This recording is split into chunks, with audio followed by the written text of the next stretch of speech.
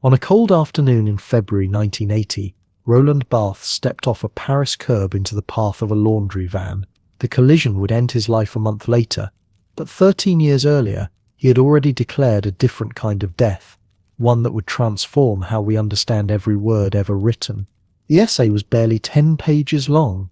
It appeared in an American art magazine in 1967, tucked between experimental photographs and manifestos about happenings. Its title was blunt, almost violent, The Death of the Author. The argument was even more provocative. Roland Barthes claimed that the moment a writer sets down words, they lose all authority over what those words mean. The author, as we traditionally understand that figure, the genius, the authority, the origin of meaning, does not simply step aside. They die, and in their place, something else is born. The reader, liberated to make meaning, without the tyranny of authorial intention. This was not a metaphor Barthes chose lightly. He meant it as a kind of murder, a necessary killing to free literature from centuries of interpretive captivity. For as long as we believed that authors controlled meaning, that their biographies explained their books, that their intentions determined correct readings, we remained passive consumers of meaning rather than active creators of it. Barthes wanted to change that. He wanted to give readers permission to see things the author never intended, to find meanings the author never imagined, to take possession of texts and make them mean in new ways for new times. The idea sparked decades of fierce debate. Some saw it as liberation, a democratization of interpretation that opened literature to voices and readings that had been excluded. Others saw it as chaos, a descent into relativism where any reading was as good as any other, where expertise meant nothing, and text could mean anything at all. The arguments continue still, in classrooms and critical journals, in debates about how we should read, who gets to decide what a text means, and whether authors have any special claim on the works they create. But Roland Barthes was not simply an iconoclast throwing bombs at tradition. He was a man shaped by specific circumstances, by loss and illness and the intellectual ferment of mid-century Paris. He was a semiotician who had learned to read culture itself as a text, to see ideology at work in everything from advertisements to wrestling matches. He was a writer of extraordinary sensitivity, capable of passages of startling beauty about photography, love, and grief. And he was someone who understood, perhaps better than most, that language always exceeds our intentions, that words carry meanings we do not put there, that every text is woven from the threads of countless other texts we have read and absorbed and forgotten. To understand what Barthes meant by the death of the author, we need to understand the life he lived. Born in Cherbourg in 1915, he lost his father to a naval battle before he was a year old. That absence marked him. He grew up in a household of women, close to his mother in ways that would shape his emotional and intellectual life.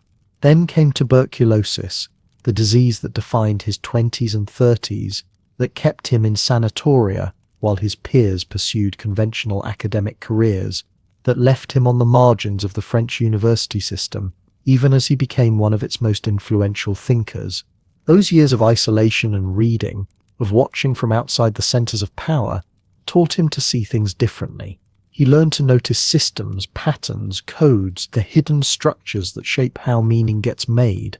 When he finally emerged into the intellectual life of post-war Paris, he brought with him a perspective that was both inside and outside, engaged and detached, passionate and analytical. He could write about racing and wrestling, about haute couture and children's toys, about the face of Greta Garbo and the rhetoric of wine. Everything, for Barthes, was readable. Everything signified. By the 1960s, he had developed a method for reading culture that was revelatory. In Mythologies, published in 1957, he showed how the most ordinary objects and practices of French bourgeois life were thick with ideology, how myth worked to naturalize what was actually historical and contingent. A photograph of an African soldier saluting the French flag on the cover of a magazine was not just an image, it was a complex message about empire, about loyalty, about the supposedly universal values of French civilization. Barthes taught readers to see these messages, to denaturalize them, to recognize that what seemed obvious and eternal was actually constructed and political. This same analytical power, turned on literature, produced the death of the author? If advertisements and photographs were texts to be decoded, what about novels and poems? What happened when you stopped asking what the author meant and started asking what the text does, what it makes possible, what meanings it generates in the act of reading? Barthes realized that the figure of the author had become an obstacle to reading, a way of closing down interpretation rather than opening it up. We were so busy trying to recover authorial intention, to read biography into fiction, to treat the text as a message from one consciousness to another, that we missed what was actually happening, the wild, proliferating play of language itself, the way texts exceed any single origin or explanation. The death Barthes announced was liberating because it was also a birth. If the author no longer controls meaning, then the reader becomes essential, not as someone who receives a fixed message, but as someone who actively produces meaning in the encounter with language. Every reading becomes an event, a making rather than a finding. The text is no longer a work, a finished object, a piece of property tied to its creator, but something Barthes would later call a text with a capital T, an open field, a space of play, a place where meanings multiply rather than resolve. This was not, despite what critics claimed, an argument for chaos. Barthes was one of the most careful, attentive readers who ever lived. His interpretations were precise, detailed, grounded in close attention to language. What he rejected was not rigor, but tyranny. The tyranny of believing that one interpretation, the author's own, should govern all others. He wanted to make room for the unexpected, the unintended, the meanings that emerge when different readers bring different contexts, different histories, different desires to the same words. The irony is that Barthes himself would complicate this argument in surprising ways. His final book, Camera Lucida, published the same year he died, is an intensely personal meditation on photography, written in the aftermath of his mother's death. It is full of autobiography, full of private associations, full of the claim that what moves us in an image is often something utterly individual, something that cannot be generalized or shared. The theorist who declared the death of the author left behind a work that seems to argue for the irreducibility of personal experience, the way grief and memory make meanings that belong to no one but ourselves. Perhaps this is not a contradiction, but a deepening. Perhaps Barthes understood that killing the author as an authority does not mean denying the reality of individual experience. It means recognizing that what writers experience, what they intend, what they believe they are doing, is only one element in the complex event of meaning-making that happens when someone reads. The author's life matters, but it does not determine. The author's voice is present, but it is only one voice among the many that speak through the text. Tonight, we will trace the arc of this idea from its origins in Barthes' life and the intellectual currents of post-war France to its explosive impact on how we read and think about literature. We will explore what it means to say the author dies, what kind of freedom this offers readers, and what responsibilities come with that freedom. We will look at the fierce debates the idea sparked, the misunderstandings it generated, and the ways it has been adopted and adapted by movements seeking to open interpretation to new voices and perspectives. And we will ask what remains when the author is no longer the answer to every question about a text, what kind of reading becomes possible, and why this idea continues to matter for how we engage with words on a page. By the time Barthes emerged from the shadow of illness in the late 1940s, France itself was emerging from occupation. Both would need new languages to describe what they had become. Roland Barthes was born on November 12, 1915, in the coastal town of Cherbourg, in northwestern France. His father, Louis Barthes, was a naval officer. 11 months later, in October 1916, Louis Barthes died in a naval battle in the North Sea. Roland would have no memory of him, no recollection of his voice, his presence, the weight of being held. What remained was absence, not dramatic, not operatic, simply there, a space where a father should have been. This absence was not merely biographical detail. It shaped the architecture of Barthes' inner life in ways that would ripple through everything he later wrote. He grew up in a household of women, his mother Henriette, his grandmother, his aunt. The domestic sphere became his world, and within it, he learned to observe, not with the active curiosity of a boy, encouraged to explore the public world of men and authority, but with the receptive attention of someone who exists at the margins, watching patterns, noticing how things are said, how gestures carry meaning, how the smallest rituals of daily life form a kind of language. His mother became the emotional center of his existence. Henriette Barthes was not wealthy. She worked as a bookbinder to support the family, her hands moving through the physical craft of making books into objects you could hold. There is something fitting in this. The boy who would later insist that texts are material things, spaces of language rather than vessels of authorial intention, raised by a woman whose labor transformed words into tactile form. Mother and son were close in a way that went beyond ordinary affection. They were companions, confidants. She was his stability, his continuity, the relationship that anchored him when everything else in his life seemed uncertain or peripheral. He was a sickly child, not catastrophically so, but enough to set him apart, to make him cautious, to keep him slightly separate from the rough physical world of other boys. And then in 1934, when he was 19 years old and preparing to pursue his studies in Paris, tuberculosis arrived. It would dominate the next decade of his life. Tuberculosis was not a brief illness. It required isolation, rest cures, long stays in sanatoria, where the prescribed treatment was fresh air, careful diet, and waiting. Barthes spent years in these institutions, first in the Pyrenees, later in Switzerland. These were formative years, the years when his peers were advancing through university, taking examinations, entering academic careers, building networks, establishing themselves. Barthes was removed from all of that.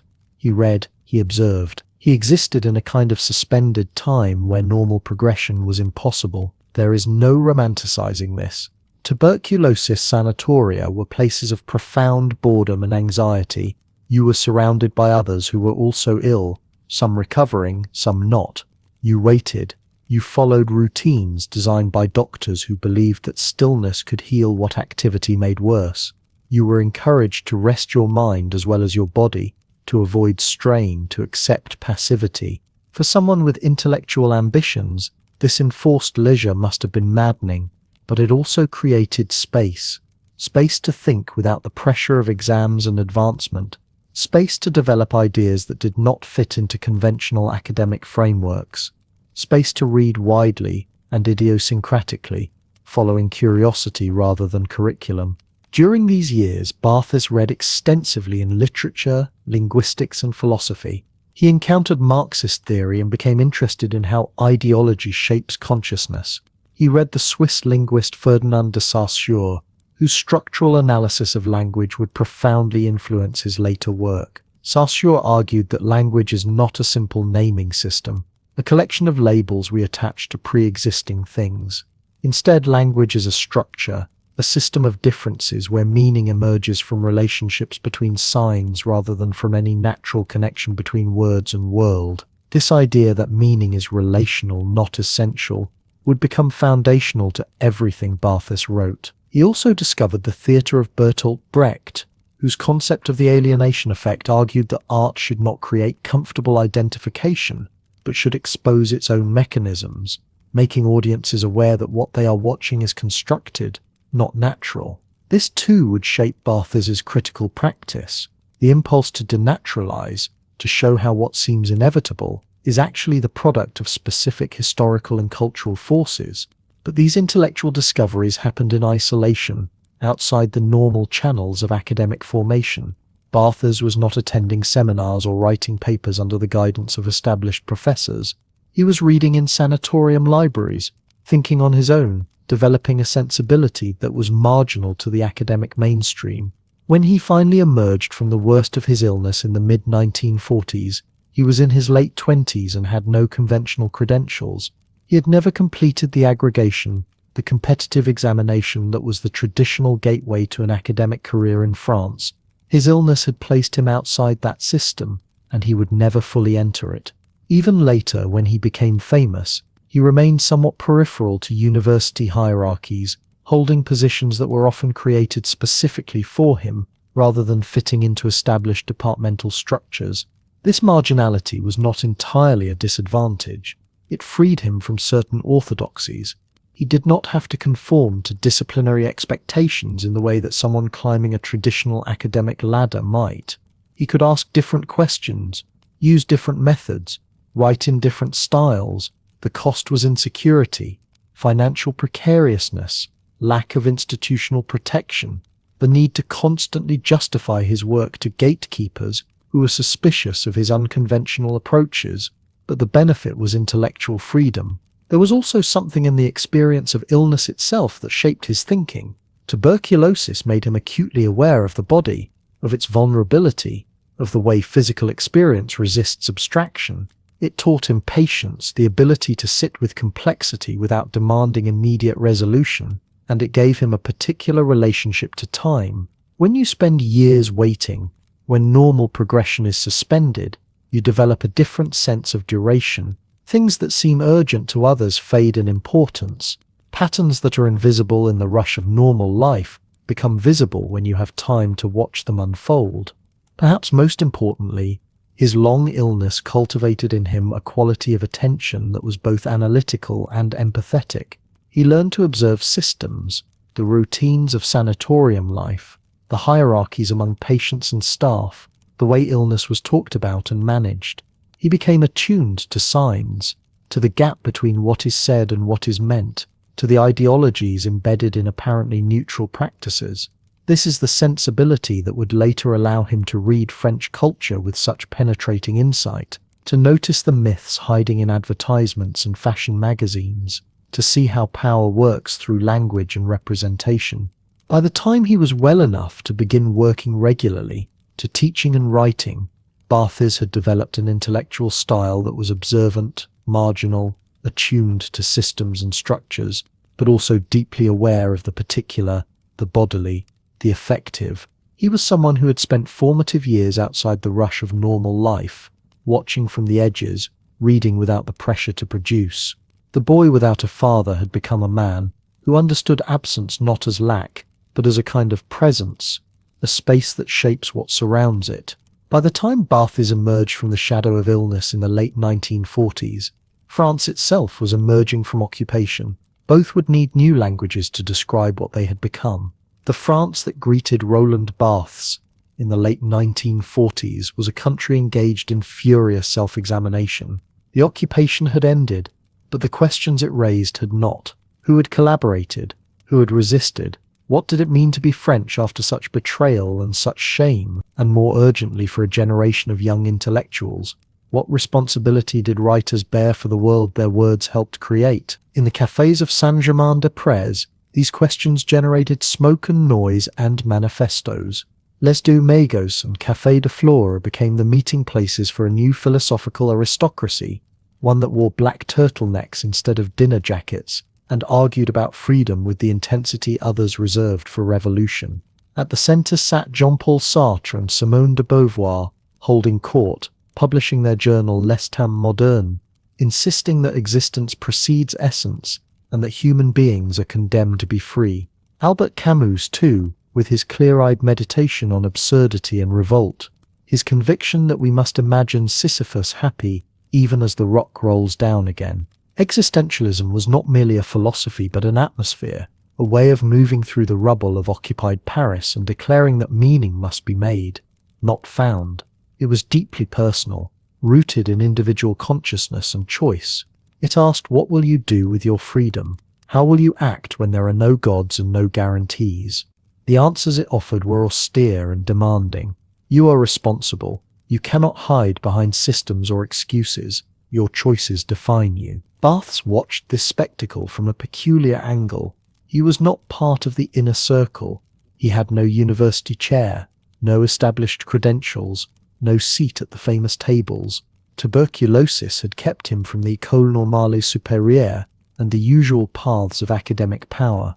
He worked instead at the margins, teaching French in Romania and Egypt, writing reviews and essays for small journals, supporting himself through odd jobs in the cultural bureaucracy. He was an outsider, and this distance gave him a particular kind of vision. Where others saw individual consciousness confronting nothingness, Barthes began to see something else: language itself, systems of signs that spoke through individuals rather than from them. The intellectual foundation for this shift came from a linguist who had died in 1913, long before Sartre published his first novel. Ferdinand de Saussure had delivered lectures at the University of Geneva in the early 20th century that his students later compiled into a book called Course in General Linguistics.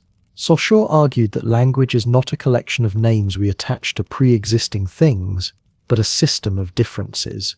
The word cat does not mean cat because it resembles a cat, or because some ancient authority decreed it so. It means cat because it is not bat, or mat, or car. Meaning emerges from relationships within the system, not from connections between words and world. This insight, technical and dry as it might seem, carried radical implications.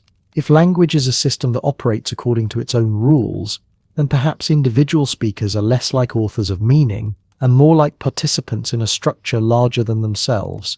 We do not invent language, we inherit it, complete with all its patterns and assumptions and buried histories.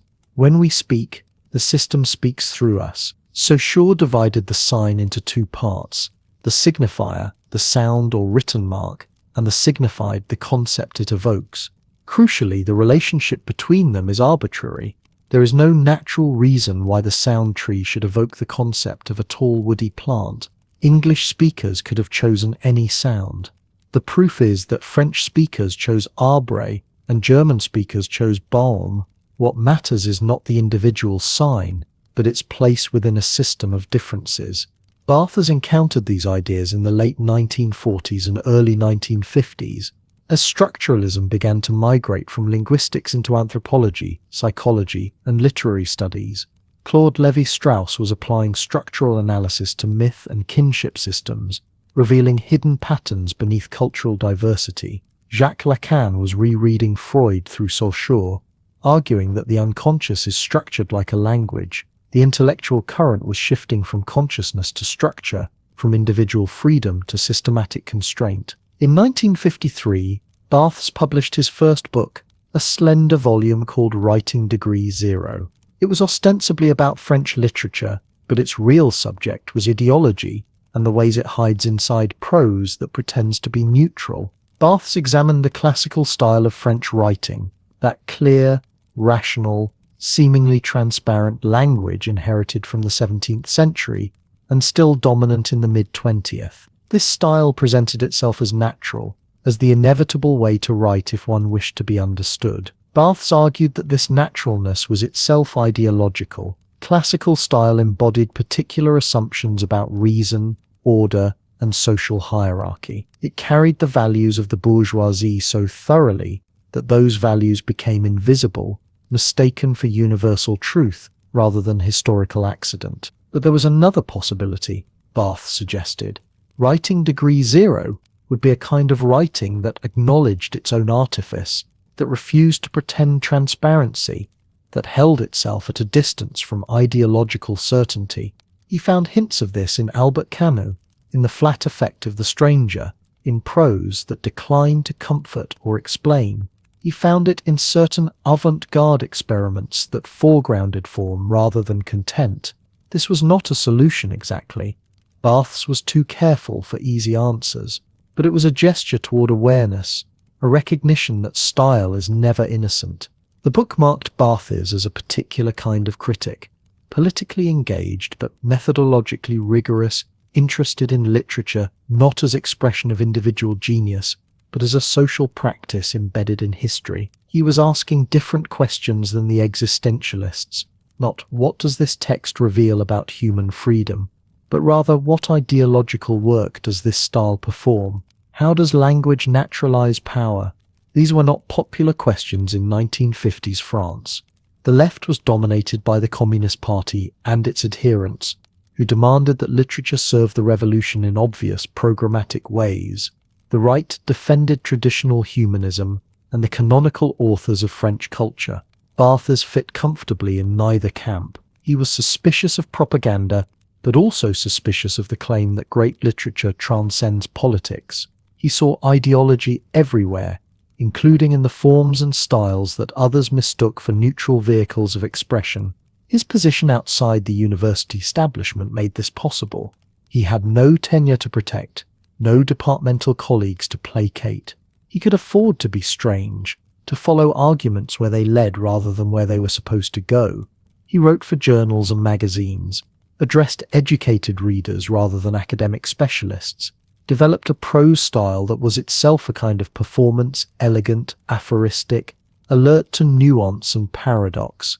What he was building, without yet naming it explicitly, was a method of reading that treated literary texts the way Saussure treated language, as systems of signs whose meanings were relational rather than referential, cultural rather than natural. A novel was not a window onto reality, or a transcript of authorial consciousness. It was a construction, built from available linguistic and cultural materials, shaped by conventions and codes that preceded the individual writer and would outlast them. This approach did not diminish literature. If anything, it revealed how deeply it was entangled with the world, how thoroughly it participated in the production and circulation of meaning. Every choice of style, every narrative structure, every metaphor carried social resonances. The task of criticism was to make those resonances audible, to denaturalize what ideology had made seem inevitable. Barthes had learned to read literature as a system of signs. Now he would turn that same analytical gaze on the entire culture around him, advertisements, wrestling matches, children's toys, and discover that everything speaks. A wrestling match unfolds in a smoke-filled Paris arena on a Saturday night in 1956. The crowd roars as one man throws another against the ropes, and Roland Barthes sits among them, watching not just the spectacle but something beneath it, a language being spoken in sweat and gesture, a system of meaning as precise as any grammar. He sees what others miss. This is not sport. This is theatre. This is text. Barthes had begun to notice that everything around him spoke, not metaphorically, but actually. Advertisements whispered ideologies, consumer goods murmured myths, cultural practices proclaimed values they pretended merely to reflect. The tools he needed to decode these messages came from an unlikely source: the structural linguistics of Ferdinand de Saussure, a Swiss scholar who had died in 1913, but whose ideas were only now reshaping how intellectuals understood language itself. Saussure had proposed something radical for his time, that language is a system of signs, and each sign consists of two inseparable parts: the signifier, the sound pattern, the word as you hear or see it, and the signified, the concept it evokes in your mind. The relationship between them is arbitrary. There is no natural reason why the sounds that make up the word tree should connect to the idea of a woody plant with branches. English could have chosen any other combination of sounds. Other languages did. The connection is purely conventional, sustained by nothing more than collective agreement. But here was the crucial insight. If the relationship between signifier and signified is arbitrary, it is also systematic.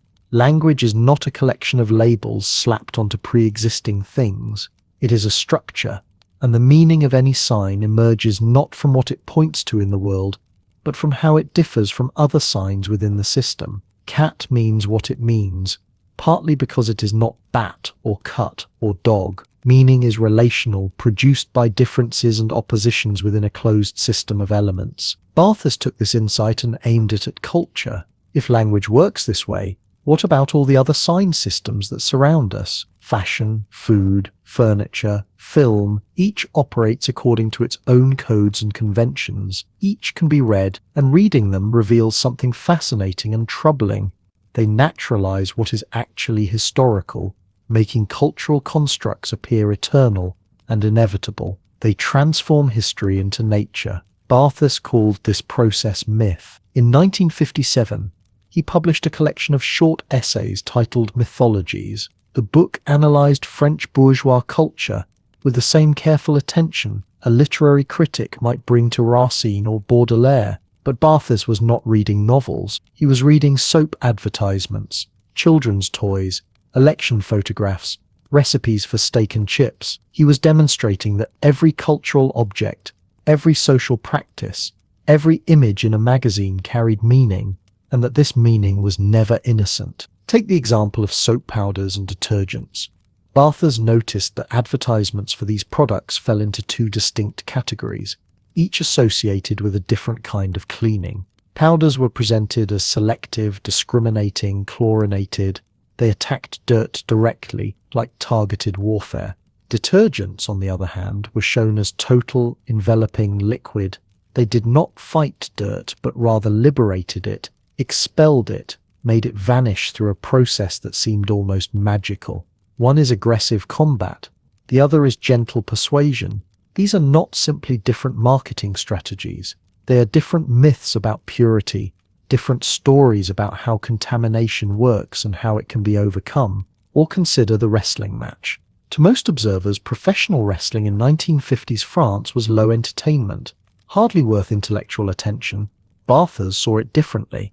Wrestling is not a sport striving for uncertain outcomes. It is a spectacle that offers absolute clarity. Every gesture is exaggerated, every meaning amplified. The villain cheats in ways the entire crowd can see. The hero suffers visibly, melodramatically, before his inevitable triumph or tragic defeat. There is no ambiguity. Wrestling does not hide its conventions. It flaunts them. It is pure signification, meaning stripped of pretense. What makes wrestling fascinating is precisely its obviousness. Unlike boxing, where the outcome matters, wrestling matters because of how it unfolds. The content is the form. You are watching justice enacted, evil punished, suffering redeemed, all the great moral narratives compressed into bodies colliding in a ring. The crowd does not wonder who will win. They experience the necessity of certain outcomes, the rightness of particular gestures. Wrestling is myth made flesh. Then there is the face of Greta Garbo. Barthes wrote about her with something approaching reverence.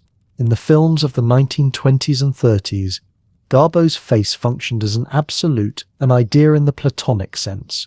It was not a face among other faces. It was face itself, perfect, untouchable, existing outside time. Her beauty was not experienced as human attractiveness, but as essence, as the form of beauty made visible. Audiences did not desire Garbo. They contemplated her. But faces, like everything else, are historical.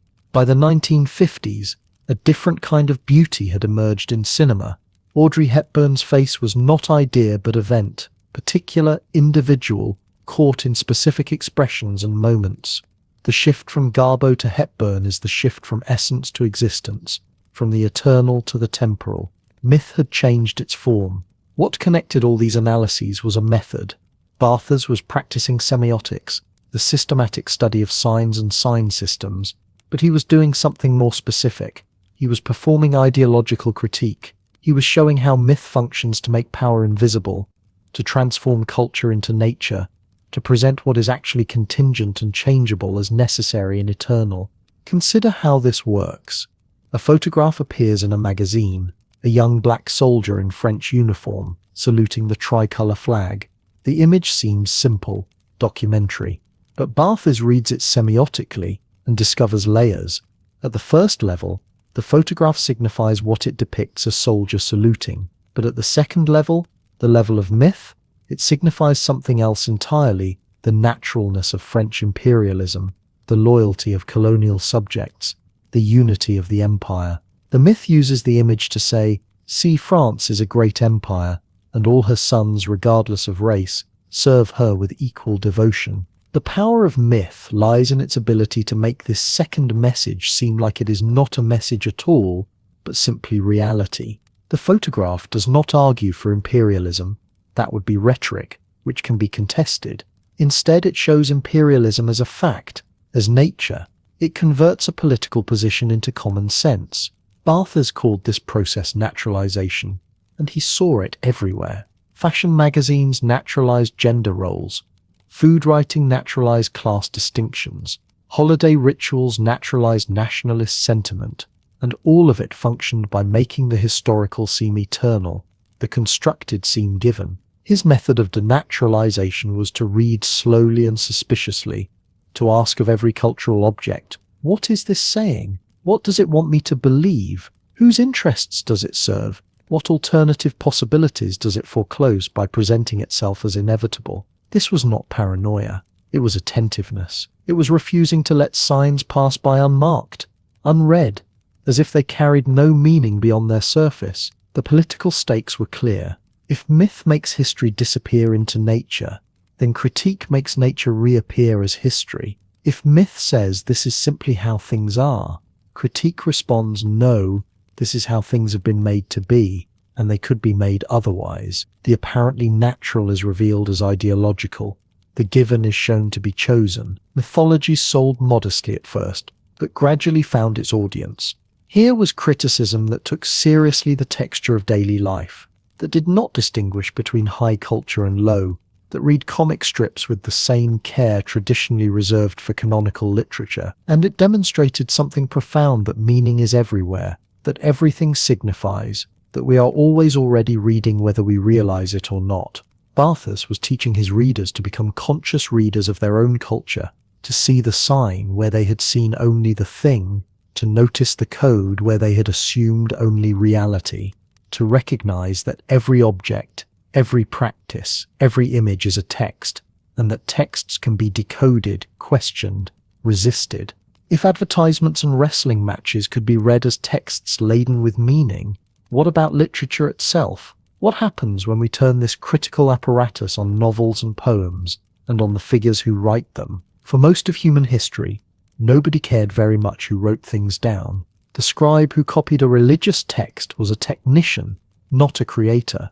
The storyteller who shaped an epic did not sign their name. Poems and songs belonged to communities, not individuals. Even into the Renaissance, authorship remained a hazy concept. Works circulated without attribution. Collaborations blurred boundaries.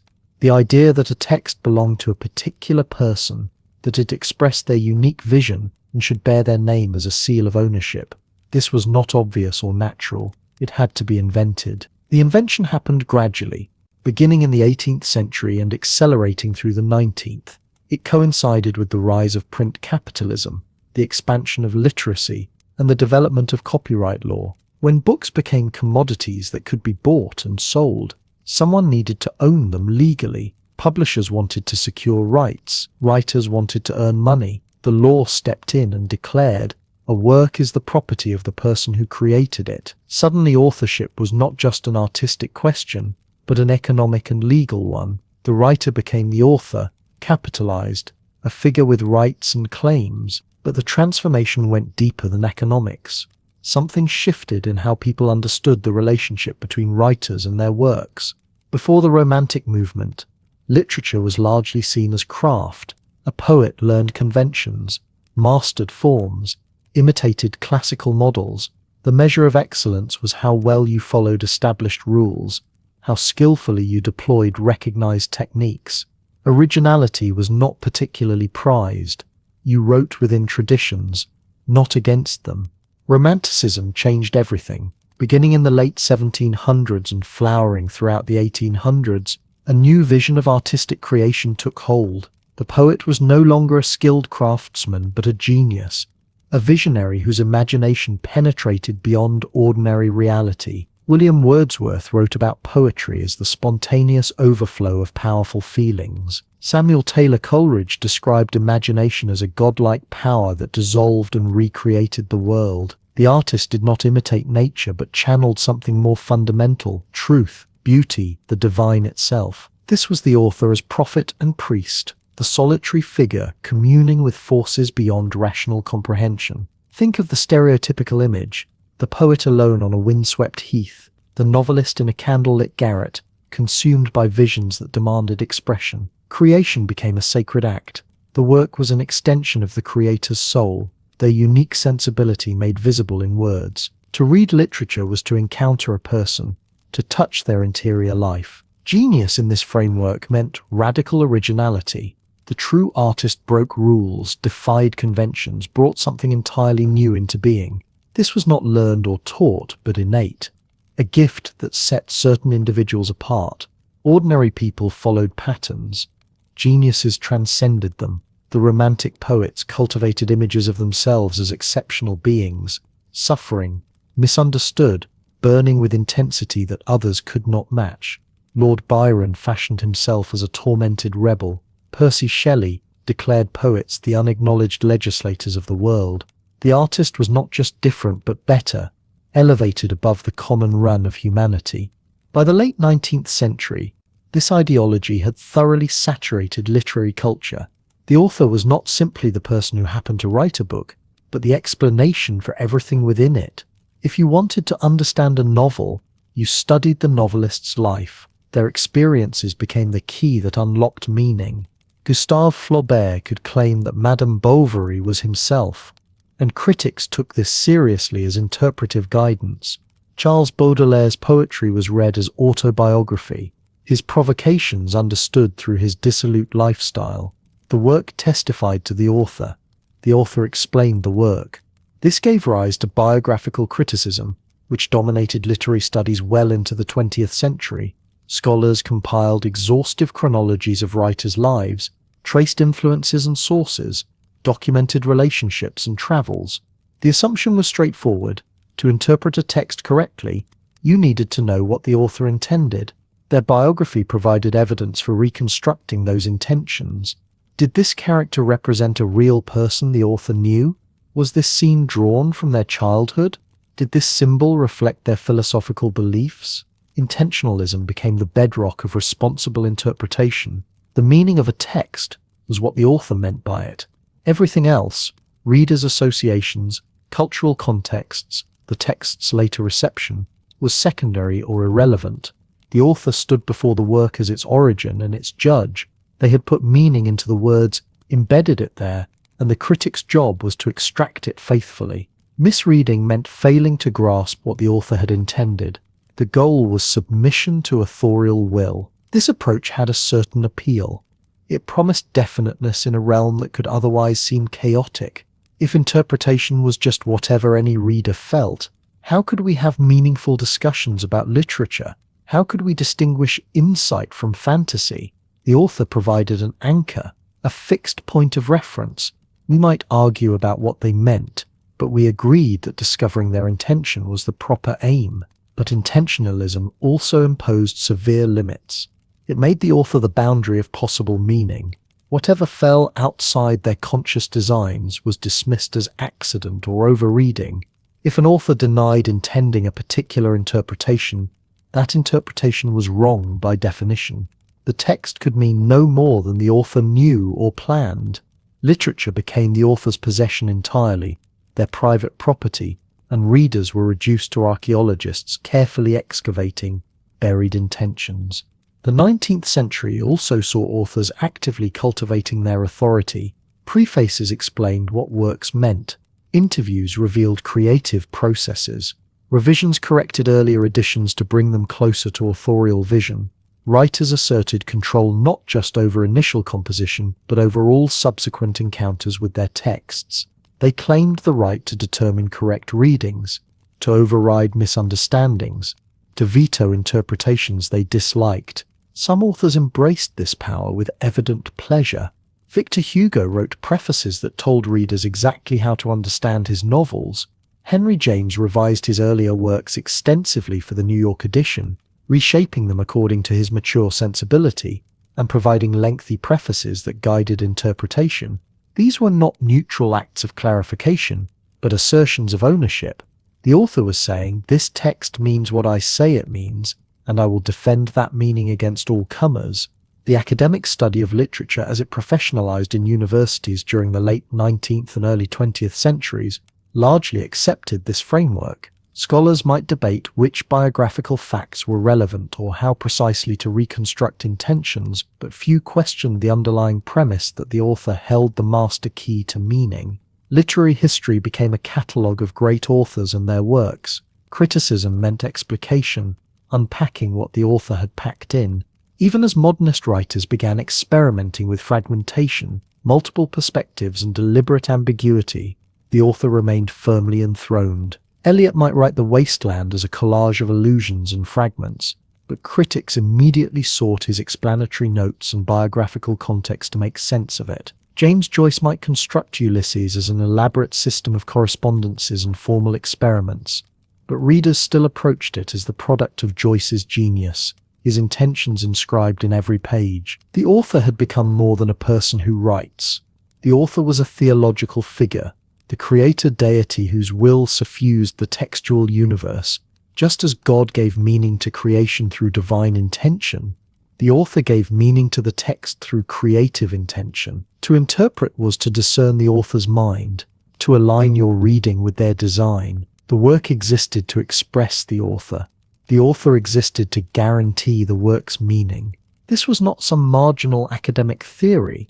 It shaped how literature was taught in schools, discussed in reviews, anthologized in textbooks. When students learned to read, they learned to ask, what did the author mean? What was the author trying to say? The author became the automatic reference point, the unquestioned center of literary understanding. By the 1960s, this veneration of the author had become so entrenched that it seemed natural, inevitable. Barthes was about to argue that it was neither, and that the author himself must die. In the autumn of 1967, a small American magazine called Aspen published something unusual in its 5th and 6th issue. The magazine itself was an experiment. Each edition came in a box filled with art objects, recordings, pamphlets, even a reel of Super 8 film. Nestled among contributions from John Cage and Susan Sontag was a brief essay by a French critic named Roland Barthes. Its title was blunt, The Death of the Author. The essay ran barely 10 pages. Within those pages, Barthes would dismantle centuries of assumptions about literature, meaning, and interpretation. He began with a provocation, a single sentence from an obscure Balzac story called Sarrasine. A castrato disguised as a woman has just been described, and the narrator reflects on this androgynous figure with curious intensity.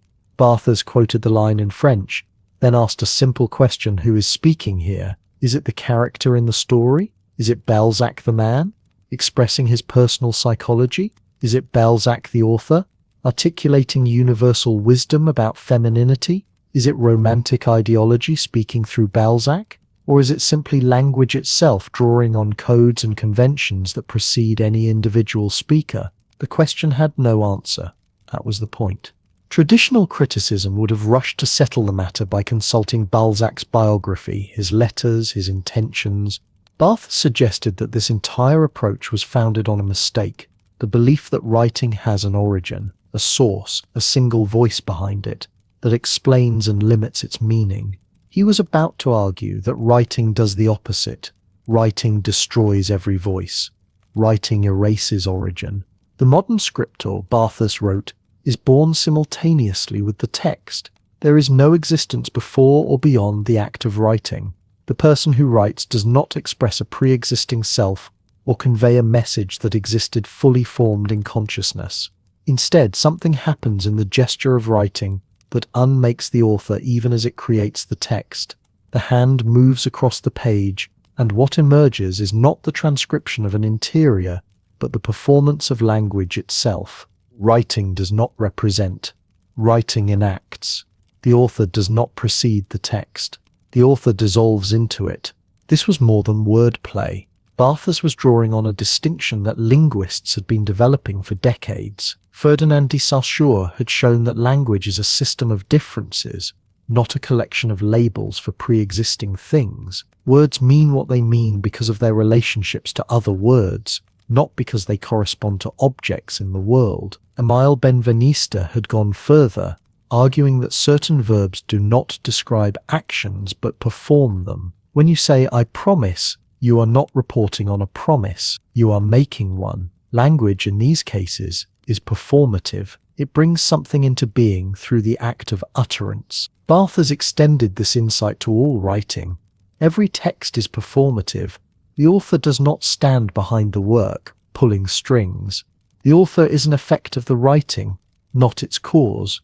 Once the pen touches paper, the person becomes language. The individual voice fragments into the many codes that structure expression, generic conventions, rhetorical patterns, cultural myths, ideological assumptions.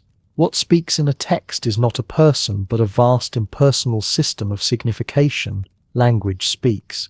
The author merely lends a hand. This meant that texts do not have origins in any meaningful sense. They have sources. Certainly, someone sat down and did the writing. But they do not originate meaning ex nihilo. Every word a writer uses has been used before. Every sentence structure echoes others. Every image draws on a repertoire of cultural associations. Writing is not creation. Writing is weaving. The text is a multi-dimensional space in which a variety of writings, none of them original, blend and clash. To give a text an author is to impose a limit on that plurality, to furnish it with a final signified, to close the writing. Barthes had a term for this woven quality, intertextuality. Every text is a tissue of quotations drawn from innumerable centers of culture. The writer can only imitate a gesture that is always anterior, never original. The writer's only power is to mix writings, to counter some with others, in such a way that no single voice dominates or explains. To recognize intertextuality is to acknowledge that meaning does not flow from author to reader like water through a pipe. Meaning is plural, simultaneous, generated by the intersection of codes that the text activates and that readers bring to it. The text is not a line of words releasing a single theological meaning, the message of the author God, but a multi-dimensional space where multiple writings converge and diverge. This had consequences. If the author does not control meaning, who does? Barthes' answer was direct to the reader, but not the reader as passive consumer, sitting at the end of a chain of transmission to receive the author's intended message. The reader as producer. The reader as the site where all the quotations that make up a text come together, clash, generate significance. A text's unity lies not in its origin, but in its destination. Yet this destination cannot be personal. The reader too must be understood impersonally, not as an individual with a psychology and a history, but as the space where writing is gathered and articulated. The birth of the reader, Barthes concluded, must be at the cost of the death of the author. The capital A was deliberate. Barthes was not denying that people write books. He was attacking a particular figure, a cultural construct that emerged in the modern period and came to tyrannize interpretation. The author in this sense is the idea that texts have a single correct meaning located in the intentions of their creator. The author is the fantasy that reading is about recovery, excavating what the writer meant, what the writer felt, what the writer believed. To kill this author is to liberate texts from the straitjacket of intentionality. It is to let writing be what it actually is, open, plural, irreducibly multiple. The essay ended there, abruptly, without qualification or apology. Barthes offered no reassurances to those who might worry that this vision led to chaos or relativism. He did not address the practical questions his thesis raised. He simply laid down the claim and left readers to grapple with its implications. The response would be fierce. Some saw liberation. Others saw nihilism, but no one could ignore what had been said. What made the essay so unsettling was not just its argument, but its tone. Barthes wrote with a kind of gleeful certainty, as if the death of the author were an accomplished fact rather than a contested proposal. He did not argue for the position so much as announce it, describe it, perform it.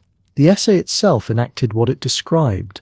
Its sentences wove together influences from linguistics, psychoanalysis, Marxist ideology critique, and avant-garde aesthetics. No single voice dominated.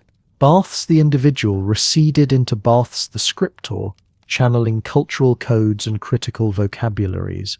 The text demonstrated its own thesis. The author had already died in the writing, and yet there was something almost violent in the image. Death, not retirement or resignation, but death. Barthes chose the word carefully. To kill the author is to break a bond that Western culture had sacralized, the bond between work and creator, between text and origin, between meaning and intention. It is to sever interpretation from the anchor of authorial authority and set it adrift in the play of language. For some, this was exhilarating. For others, it was catastrophic. The debate would shape literary studies for decades. The essay was brief, barely 10 pages, but its implications were enormous. To understand them fully, we need to look at what Barthes meant by the reader and what kind of reading he was trying to liberate. 4 years after declaring the death of the author, Roland Barthes returned to the question from a different angle.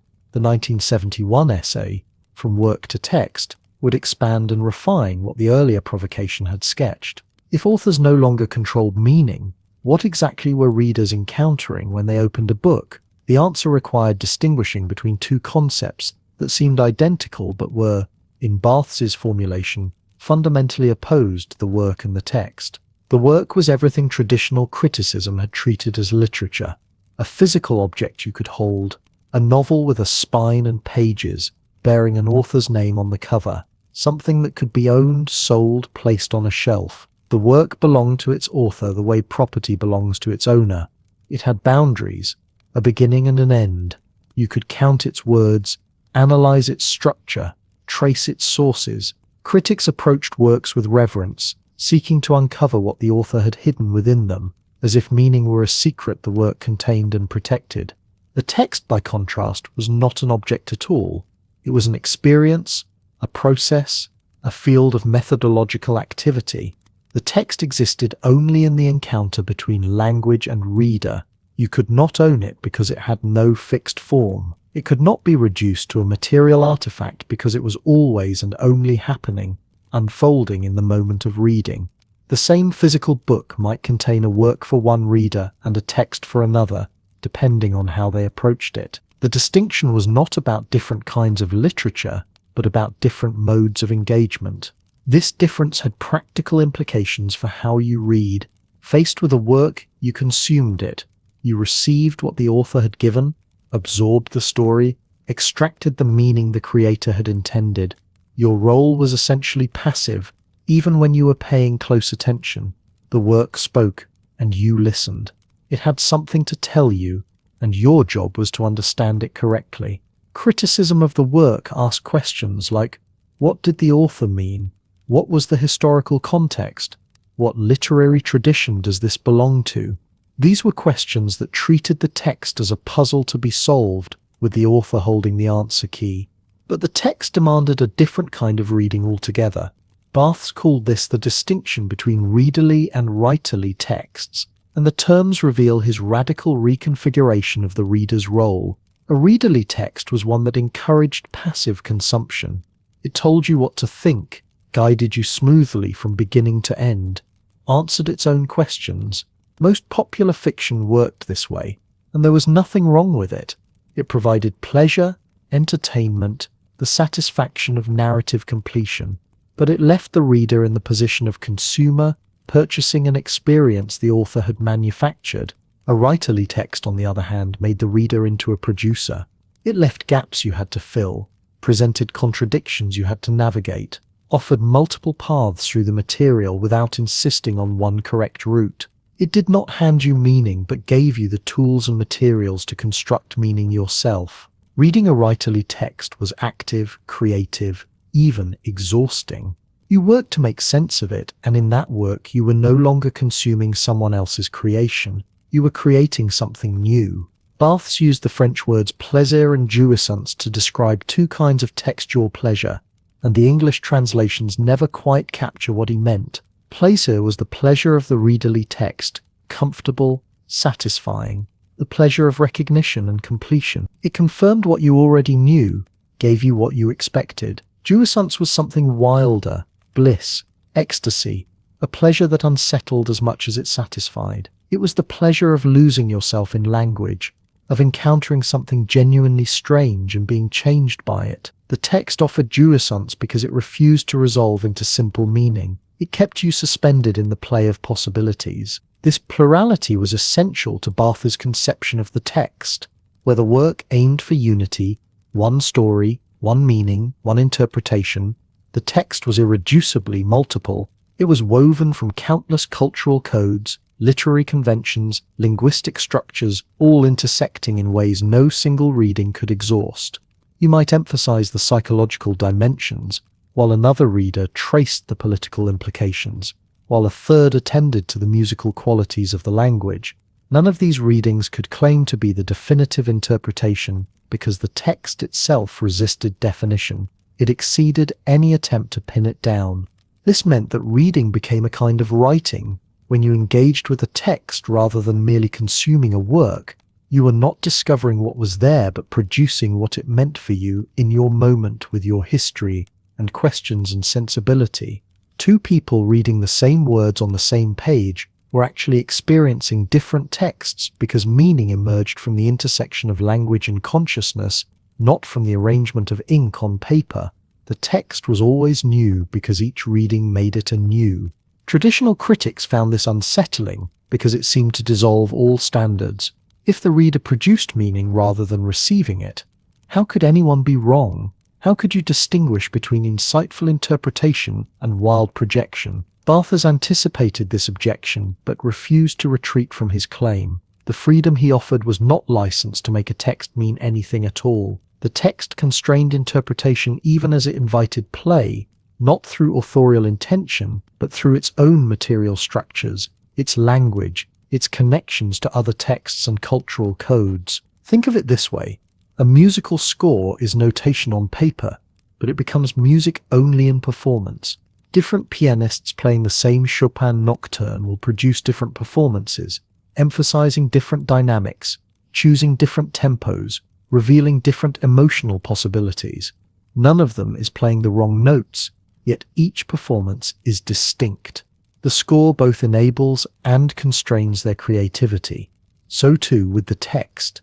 The words on the page provide the material, but meaning happens in the encounter between that material and an active, creative reader. What Barthes was describing was fundamentally democratic. The work belonged to experts who could decode it properly, scholars who knew the author's life and historical context, critics trained to extract the correct interpretation. The text belonged to anyone willing to engage with it actively. You did not need special credentials to produce meaning. You needed only attention, openness, and the willingness to work. This democratization threatened established hierarchies in literary studies, which may explain some of the fierce resistance his ideas provoked. But there was also something paradoxical here. Even as Barthes argued for the death of the author and the birth of the reader, he was writing essays, publishing books, signing his name to ideas. He was, in other words, functioning as an author, claiming authority over his own concepts. The theory seemed to undermine the theorist, or perhaps it simply meant that Barthes the author had died the moment these essays left his desk, and readers were now free to make of his text whatever they needed it to be. This vision of reading as creative freedom was exhilarating to some, threatening to others. But what did it mean in practice? Could any interpretation be justified if the author no longer constrained meaning? Not everyone was ready to dance on the author's grave. Even as Barthes' essays circulated through universities and literary journals, a resistance was gathering, not from reactionaries defending obsolete tradition, but from thoughtful critics who saw genuine dangers in what they viewed as interpretive anarchy. If the author held no special claim to meaning, if every reading was equally valid, then what prevented interpretation from collapsing into pure subjectivity? What anchored understanding if intention no longer mattered? The most systematic defense of authorial intention came from E.D. Hirsch, whose book Validity and Interpretation appeared just a year after Barthes' essay, though written without knowledge of it. Hirsch was wrestling with the same post-war intellectual currents, but he arrived at opposite conclusions. For Hirsch, the author's intended meaning was not just relevant but essential, the only fixed point in an otherwise endless proliferation of possible readings. Without that anchor, literary criticism would dissolve into chaos, each reader simply projecting their own desires onto helpless texts. Hirsch drew a crucial distinction between meaning and significance. Meaning, he argued, is what the author intended, stable, determinate, recoverable through careful scholarship. Significance is what the text means to us now, how it resonates with contemporary concerns, the connections we draw to our own experience. We can argue about significance all day long, exploring different applications and implications, but meaning itself remains constant, tethered to the historical moment of its creation and the consciousness that produced it. This was not mere pedantry. Hirsch worried that without authorial intention as a constraint, interpretation would become entirely solipsistic. Why should we care what anyone else thinks a text means, if meaning is simply whatever we make of it? How do we distinguish better readings from worse ones? How do we teach literature if there are no standards, no criteria, no way to say that one interpretation is more accurate than another? The death of the author, in this view, was the death of shared understanding itself. Other critics raised similar concerns from different angles. Some defended biographical criticism, not as reductive but as enriching. Knowing about Keats's tuberculosis or Woolf's struggles with mental illness added depth to their work, not limitation. The author's life provided context, historical grounding, emotional resonance. To dismiss all of that as irrelevant seemed not liberating but impoverishing, cutting readers off from dimensions of meaning that personal history illuminated. There was also a political worry lurking beneath these objections. If professional training and scholarly expertise no longer mattered, if the undergraduate's spontaneous response carried the same weight as the professor's carefully researched interpretation, then what was the point of literary study as a discipline? The democratization of reading that Barthes celebrated looked to some like the destruction of standards, the collapse of distinction between informed and uninformed readings. It threatened the very possibility of expertise. But the most sophisticated response to Barthes came from an unexpected direction, from Michel Foucault, whose essay What is an Author appeared in 1969. Foucault agreed that the author as romantic genius was a historical construction, not an eternal truth. But he resisted Barthes's gleeful proclamation of death. Instead, Foucault asked, what work does the author function perform? Why did this figure emerge when it did? And what does its persistence tell us about how power operates through discourse? Foucault pointed out that we do not treat all texts the same way. Anonymous graffiti differs from a signed novel, which differs from a legal document. The author's name does particular kinds of work. It classifies, groups, distinguishes, authorizes. Saying something is by Shakespeare or Freud or Marx gives it a different status than saying it was found unsigned in a drawer. The author function, as Foucault called it, is a principle of selection and exclusion, a way of organizing discourse and controlling meaning. This was a more unsettling analysis than Barthes's liberation narrative. Foucault suggested that even if we kill the author as origin and explanation, the author as regulatory function persists. Copyright law treats authors as owners. Academic discourse relies on proper names to organize knowledge. Publishers need author brands to market books. The author may be dead as metaphysical guarantor of meaning, but the author function remains very much alive as a mechanism of cultural and economic power. Foucault also complicated the question of who counts as an author. He introduced the concept of founder of discursivity, figures like Marx or Freud, who created not just individual works but entire frameworks for producing new discourse. These authors do not simply write texts. They establish the possibility of other texts, generate vocabularies and methods that others can use. Killing these authors would require killing the entire intellectual traditions they founded. The debate quickly spread beyond the original philosophical questions about meaning and interpretation. It became entangled with broader culture wars in the academy. New critical formalism had dominated American literary studies for decades, insisting that poems be read as self-contained verbal objects without reference to biography or social context. Barthes's position could be read as extending that formalism to its logical extreme. If new critics bracketed the author's life, why not bracket the author entirely? But by the 1970s, formalism itself was under attack from critics who insisted that texts could not be separated from their historical, political, and social contexts.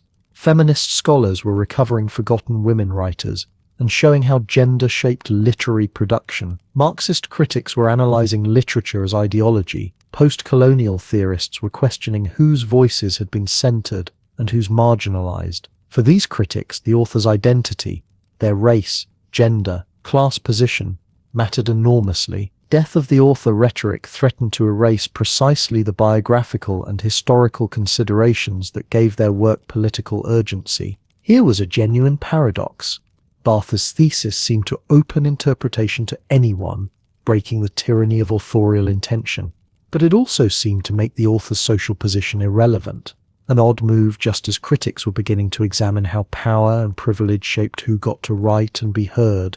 Did liberating the reader require ignoring whether the author was colonizer or colonized, male or female, straight or queer? Some critics tried to split the difference, arguing that the author as biographical person remained relevant even if authorial intention did not. Knowing that Sylvia Plath was a woman writing in the 1950s enriches our reading of her poetry without dictating what it must mean.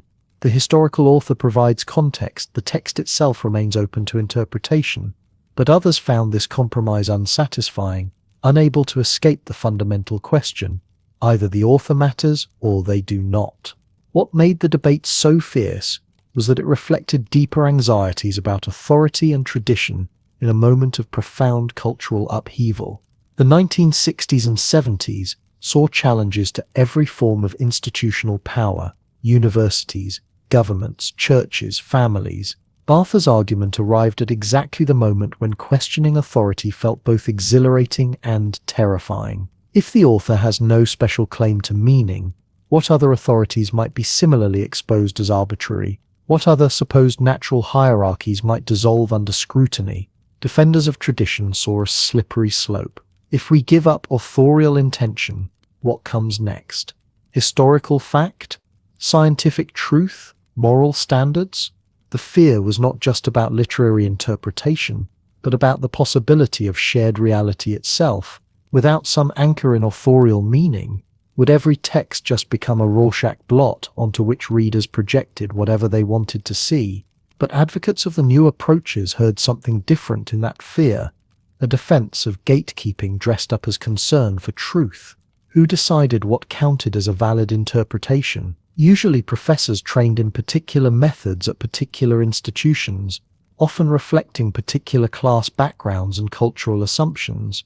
Opening interpretation to multiple voices was not anarchy, it was democracy. The resistance to reader empowerment revealed how much interpretive authority had always been about preserving professional privilege. The debate never fully resolved, because it was never really about literary criticism alone. It was about who owns meaning, who has the right to speak, whose understanding counts as legitimate. These questions extended far beyond literature departments into law, politics, religion, anywhere interpretation mattered. Could the Supreme Court ignore the original intent of the Constitution's framers? Could religious texts be read outside their historical contexts? Could scientific theories be separated from the people who proposed them? Barthes had opened a door, but walking through it turned out to be more complicated than his essay suggested. The text might be a space of multiple meanings, but readers still argued about which meanings made sense. Language might speak through us rather than from us, but some people speaking still carried more weight than others. The author might be dead, but publishers still printed author photos on book jackets. Universities still offered courses organized by author, and readers still cared deeply about the lives behind the words. While the academic debates raged, Barthes himself was moving in a different direction, toward a more personal, affective engagement with images and memory. The theorist of impersonality was discovering the irreducible particularity of experience. On October 25, 1977, Roland Barthes' mother died. Henriette Barthes was 84 years old. She had been the constant presence in her son's life, the domestic center around which his intellectual world had orbited for more than 6 decades. In his grief, Barthes found himself unable to work in the ways he had always worked. The theoretical apparatus he had built, the critical distance he had cultivated, the impersonal modes of analysis that had defined his career, none of it could touch what he felt. He needed a different kind of language, one that could hold both thought and feeling, both analysis and ache. He began sorting through photographs. Among them, he found an image of his mother as a 5-year-old child, standing in a winter garden in 1898. He looked at this photograph for a long time. What he saw there would become the emotional center of his final book. Camera Lucida appeared in 1980, just months before Barthes' death. Its French title, La Chambre au Clair, refers to the camera obscura's opposite, a device for tracing images in full light rather than darkness. The book presents itself as a meditation on photography, an attempt to understand what photographs are and what they do. But it is also something else, an elegy, a ghost story, a confession. The theorist who had spent decades arguing that texts float free from their makers now produced a work saturated with biography, mourning, and the insistence that some experiences cannot be translated into theory. Barthes begins by dividing photographic experience into two elements. The first he calls the studium. This is the cultural, coded, conventional meaning of an image. It is what we recognize through education and habit. The information a photograph conveys through its composition, its subject matter, its historical context. The studium is social, shared, readable. It belongs to everyone who has learned the grammar of images. When you look at a photograph of a street scene from 1930s Berlin and understand something about architecture, fashion, politics, history, this is studium. It requires cultivation but not emotion. You can appreciate it without being moved. The second element Barthes calls the punctum. The Latin word means wound, prick, mark made by a pointed instrument. The punctum is what rises from the scene, shoots out of it like an arrow, and pierces you. It is not something you decode through cultural knowledge. It happens to you. It is partial, personal, impossible to predict. One viewer might be struck by a detail that leaves another cold. The punctum does not depend on the photographer's intention. Often it appears in something accidental, insignificant, barely visible. A pair of shoes, the texture of a fabric, the way light falls on someone's hand.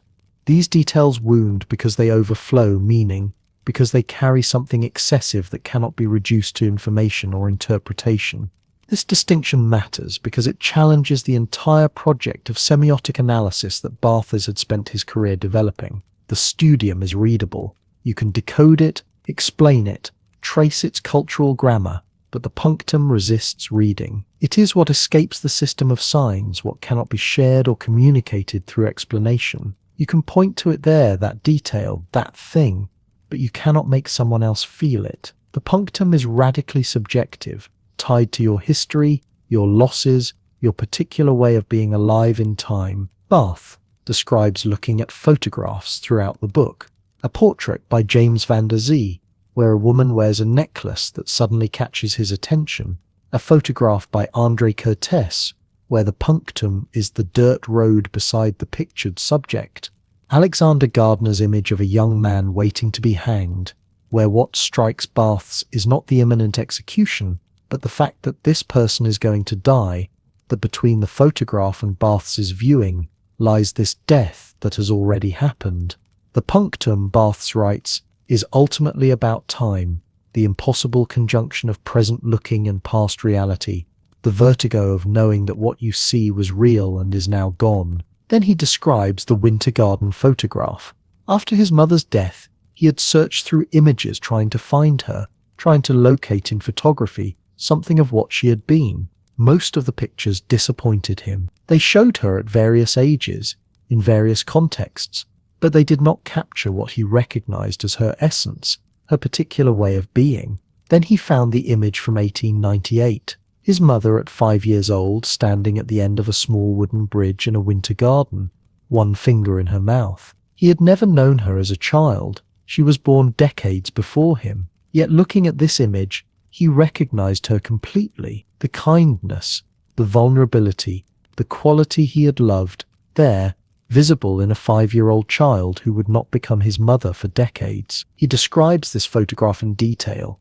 He explains why it moves him, what it reveals, but he does not show it to us. He refuses to reproduce it in the book. This refusal is crucial. The photograph exists for him as pure punctum. It wounds him in a way that is entirely personal, tied to his loss, his memory, his specific relationship to this specific person. For readers, it could only be studium. You could look at it and see a conventional portrait of a child from the late 19th century. You could appreciate its historical interest, its composition, the fashions of that era, but you could not feel what he feels. The image that is most important to him is precisely the one he cannot share, because sharing would transform it into something else, something readable, something explained, something social rather than singular. This presents a problem. Camera Lucida is a work of criticism, attempting to theorize photography, yet its central insight is that, What matters most in certain images is what cannot be theorized, what resists generalization. The book's emotional heart is an image you cannot see, whose power you must take on faith. Barthes is asking you to believe in an experience he insists cannot be communicated. He is performing the limits of criticism, writing theory that acknowledges its own inadequacy. The paradox cuts deeper when you remember that this is the same thinker who declared the death of the author, who argued that biographical criticism was a mistake, who insisted that text belonged to readers rather than writers. Now he produces a book where biography is everything, where the author's personal history is not just relevant but central, where interpretation depends on knowing who Barthes was and what he had lost. The photograph of his mother matters because she was his mother. That fact cannot be bracketed. The meaning is not free-floating or open to infinite interpretation. It is anchored in a life, a relationship, a grief that belongs to one person and no one else. Some readers have seen this as Barthes contradicting himself, abandoning his theoretical positions in the face of personal need. But perhaps it is more complicated.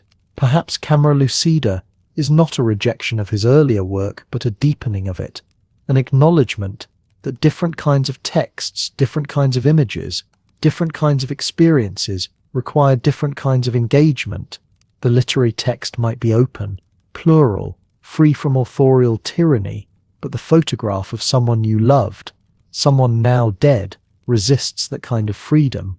It binds you to what was, to what actually existed in front of the camera. Photography, for Barthes, carries a kind of certainty that language does not. This thing was here. This light touched this surface. The photograph is an index of reality, a trace of what stood before the lens. The book is haunted by death, not as metaphor, but as fact. Every photograph, Barthes suggests, contains a double message. It says this was, and it says this is no longer. The photograph preserves what has vanished. It testifies to presence through absence. When you look at old photographs, you are looking at people who are now dead, places that have been destroyed, moments that will never return. The medium itself is elegiac, structured by loss. Writing Camera Lucida, Barthes was himself close to death, though he did not know it. Within months of the book's publication, he would be struck by a vehicle while crossing a Paris street. He would die from those injuries on March 26, 1980. His final work, then, is both about mortality and marked by it, a meditation on how images hold the dead, written by someone about to join them. There is a strange irony in the fact that Barthes's most personal work appeared the same year he died.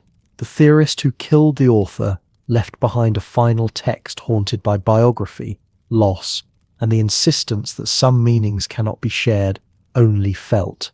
Ideas travel in unpredictable ways. By the early 1970s, Barthes' brief essay had escaped the specialized journals where it first appeared and begun spreading through departments of literature, film studies, cultural theory.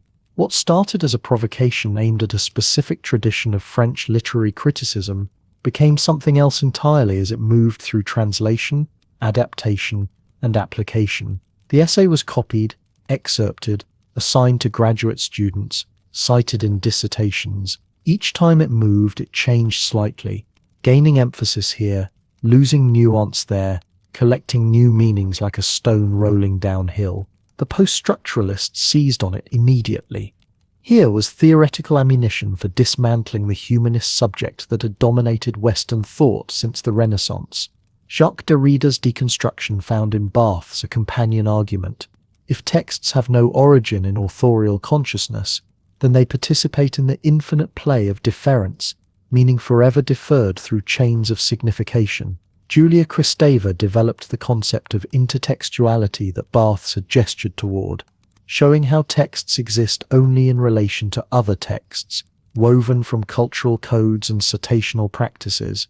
The death of the author became a pillar supporting an entire architecture of thought, dedicated to destabilizing presence, origin, and fixed meaning. Reader response critics in America found different possibilities. Stanley Fish argued that interpretive communities, not individual authors or readers, determine meaning through shared conventions and assumptions.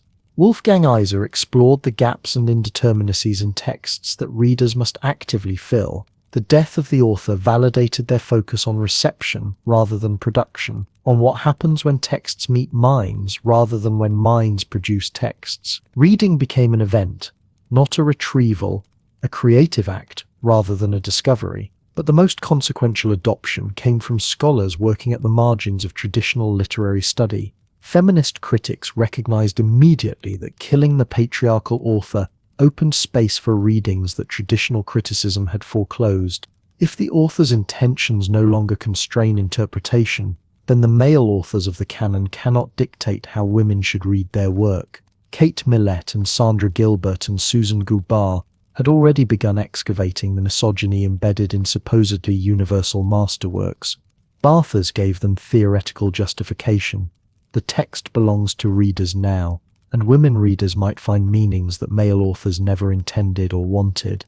Post-colonial theorists applied similar logic. If the colonial author, Kipling, Conrad, Forster, cannot monopolize interpretation of his own work, then readers in formerly colonized nations can read against the grain, exposing the imperial assumptions buried in the prose.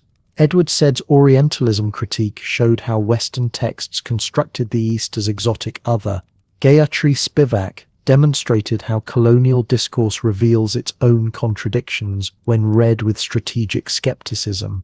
The death of the author became permission to resist textual authority, to talk back to the canon, to insist that texts mean differently depending on who reads them and from what position. Queer theorists found liberation in the same principle.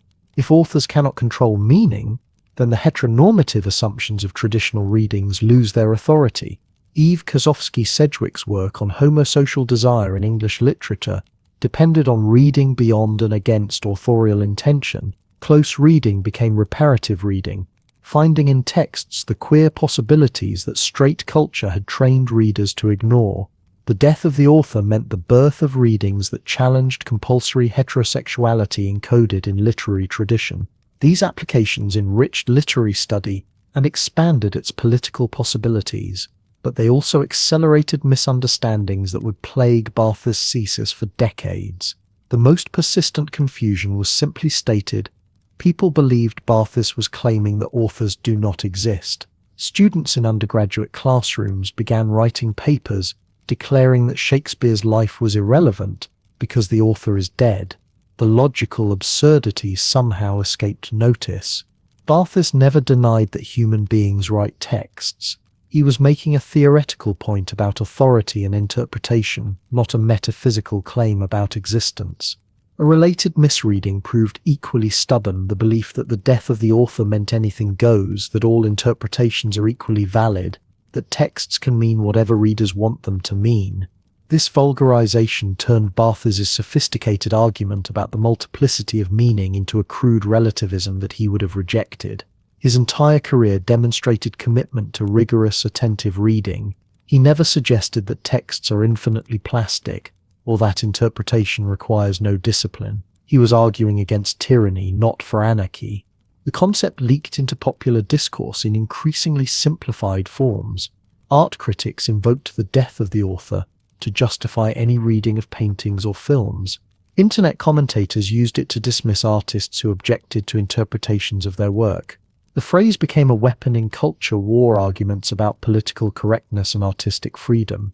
Someone would create something, object to how it was being read, and be told triumphantly that the author is dead, meaning roughly "shut up, your opinion doesn't matter." This was never what Barthes meant. He was not trying to silence creators, but to recognize the collaborative nature of meaning-making. Meanwhile, in actual literary studies, author-centered criticism never disappeared. Biographies continued to be written and read. Scholars still investigated drafts, letters, diaries, trying to understand what writers intended and how they worked. Archives expanded rather than contracted. The theoretical challenge posed by Barthes coexisted uneasily with persistent investment in authorial lives. Some scholars simply ignored the death of the author entirely, continuing to practice criticism as if Barthes had never written. Others acknowledged the theoretical point, but pragmatically focused on authors anyway, finding ways to bracket the problem. The digital age gave Barthes' thesis unexpected new relevance. Remix culture, fan fiction, collaborative wikis, open source projects. All these practices embody principles Barthes has articulated. When a song gets sampled, remixed, and released without the original artist's approval, questions about authorial control become urgent and practical rather than merely theoretical. When fans write thousands of stories using characters from books and shows, declaring their versions as valid as the canonical ones, the death of the author stops being academic jargon and becomes lived reality. Social media intensified these dynamics. Authors can now respond instantly to readings of their work, correcting interpretations they consider wrong, explaining intentions, insisting on particular meanings. Rowling's Twitter pronouncements about Harry Potter characters became a running example of the problem. If the author is dead, why does it matter what she says now about characters' sexualities or ethnicities? But if the author is not dead, does she have infinite authority to retroactively change her work's meaning? The questions Barthes raised in 1967 play out daily in online arguments about canon versus fanon. The music industry struggled with similar tensions as artists lost control over how their songs were used, sampled, and circulated. Copyright law insisted authors owned their creations, but cultural practice treated music as raw material for endless transformation. Mashups and remixes embodied the death of the author in sound, creating new meanings by combining texts in ways original creators never imagined or approved. What survived all these adoptions and misreadings was the core insight that kept drawing people back to Barthes. Despite the confusions, meaning happens between text and reader, not inside authorial consciousness. This claim resonated because it matched how people actually experienced reading. You encounter a poem or story or essay, and something happens that the writer cannot fully predict or control. The text speaks in your context, your time, your situation. It collides with your knowledge and associations. New meanings emerge from that collision, meanings that are genuinely in the text, but not reducible to what the author put there intentionally. The mistakes and oversimplifications revealed how hungry people were for permission to read actively, creatively, without constantly deferring to authority.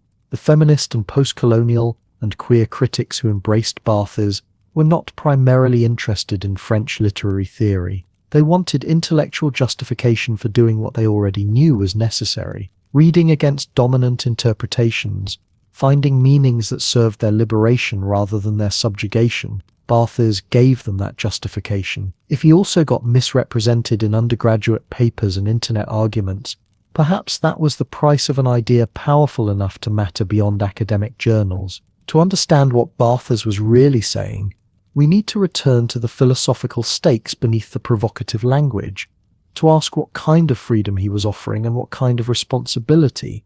The question is not whether authors exist. They do. They wake, they work, they wrestle with sentences, they cross out and begin again. Roland Barthes never denied this obvious fact. What he killed was something else entirely. The author as explanation, the author as authority, the author as the single tyrannical source to which all meaning must ultimately return. He killed the idea that to understand a text, we must understand its creator, that biography is destiny, that intention is law, that the proper task of reading is to excavate what someone meant rather than to explore what something means.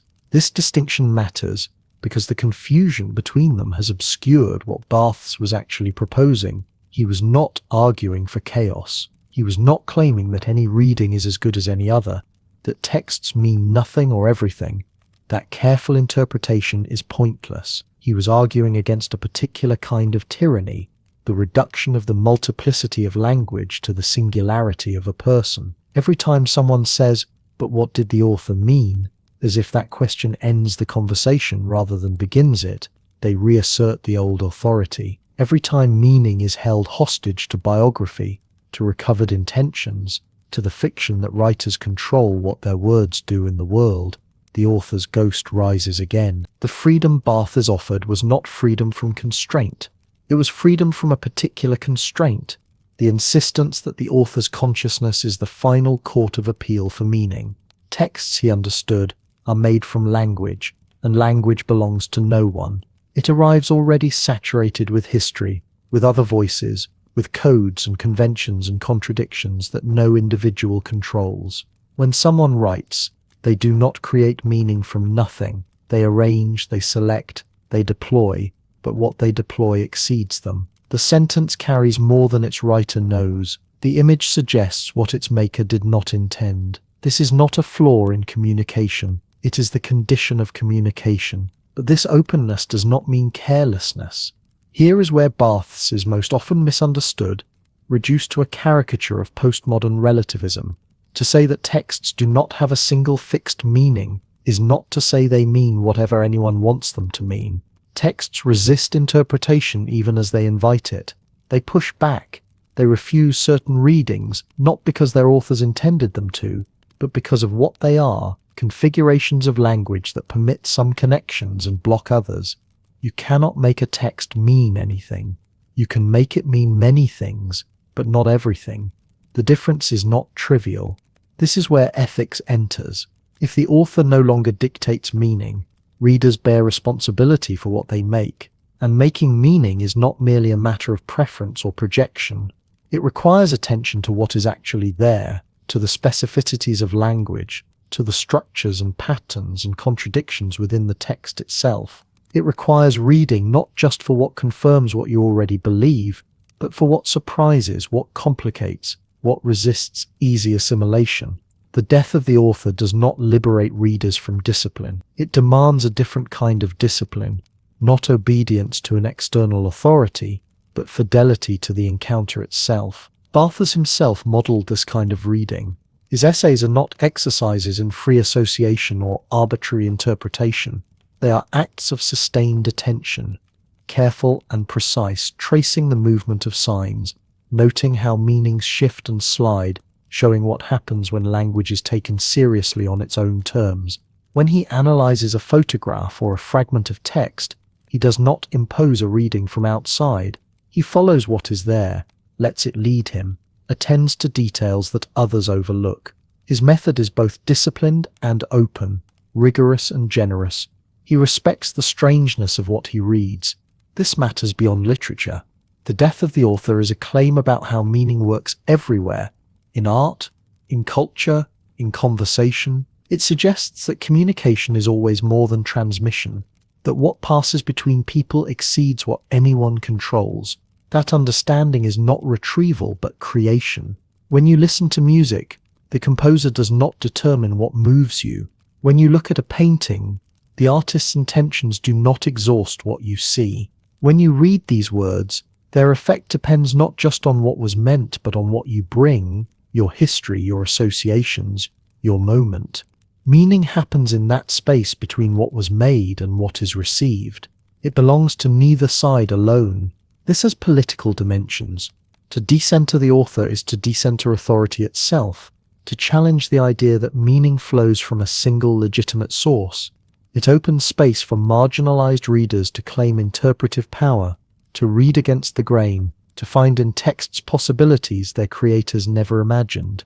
Feminist critics read male authors differently. Post-colonial readers find empire where it was not acknowledged. Queer readings discover desires that were supposedly absent. These are not distortions. They are recognitions of what was always there, invisibly encoded, waiting for readers who could see it. The death of the author makes these readings possible without apology, but this also means living with uncertainty, with the recognition that meaning is never final, never complete, never settled once and for all. There is no ultimate interpretation, no reading that ends the conversation. Every encounter with a text is provisional, partial, shaped by the moment and the reader. What moves one generation leaves another cold. What seemed obvious becomes strange. What was invisible comes into focus. This is not failure. This is how culture lives, through the endless renewal of reading, through the refusal of fixed meaning, through the recognition that texts remain open. The irony is that Barthes himself became an author, in precisely the sense he tried to kill. His name now carries authority. His texts are interpreted, his intentions debated, his biography consulted to explain his work. Students read The Death of the Author, and then write papers about what Barthes meant, as if his essay were exempt from its own argument. Perhaps this is inevitable. Perhaps the author can never fully die because we need figures to anchor discourse, names to organize libraries, persons to credit and critique. But the contradiction is instructive. It shows how deeply the habit of authorship is embedded, how difficult it is to think and speak without recourse to the very category Barthes challenged.